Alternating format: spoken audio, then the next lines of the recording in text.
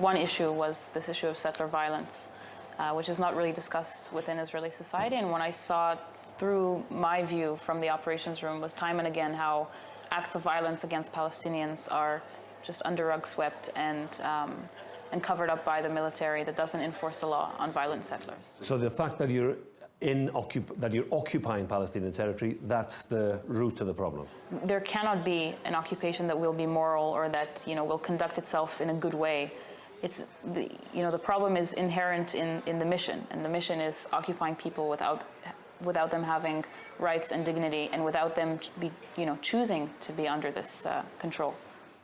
You've witnessed abuses then, or you've witnessed things you're unhappy with. Have you been a part of that yourself and that you reflected on afterwards? I've gotten orders and given orders to my own soldiers that I later regretted. I'll give you an example of something very systematic. There were a couple of times where my commanders gave us a box of flashbang grenades, and they just told us to start throwing them out of the driving car. When I asked why, they told us to make the Palestinians understand who owns this place.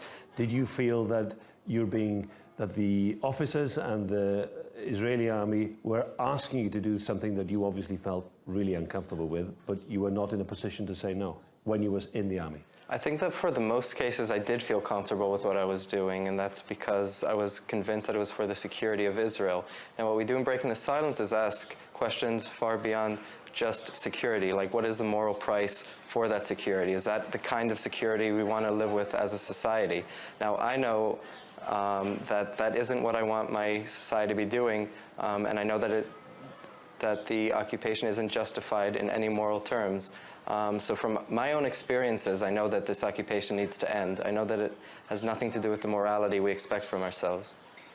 Finally, is that likely to happen, the occupation ends? Because from the outside at least, and when you listen to Palestinians, they feel that the politics and society in Israel is becoming more and more right-wing. Inevitably, it will end because, like all other, oppressive regimes and undemocratic regimes, they fail to sustain, be sustainable. And I think deeply, as long as Palestinians don't have security, we're not going to have security as well.